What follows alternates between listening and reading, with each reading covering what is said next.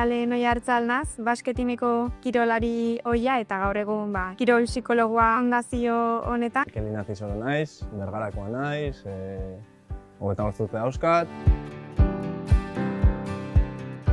Ongizate emozionala da, pixkat emozioak, sentimenduak eta guztian kudeaketa egoki bat itia, ez? Motivazioan barruan existitzen dela bi motivazio mota, alde batetik dela intrintsekoa, hau da, barne motivazioa eta estetikan estirintzekoa dela kanpo motivazioa.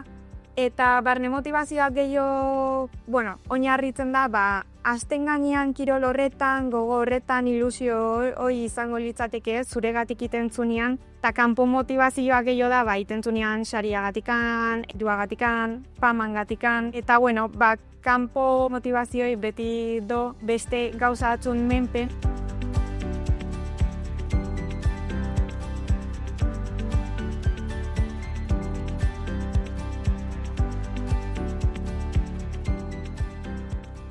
Adibide bezala, zuk justo ontsa esan duzu bakoitzak bere erara india ditu gauzak, ez? Eta esan duzuten bezala, honeiz eta herri Bartzelonan, zentro hortan interno, eta ikusi dut, igual hori ez dela niretzat gauzaik onena, eta fizikoki oso ondo preparatu duzte, baina mentalki ez nagoan hain ondo.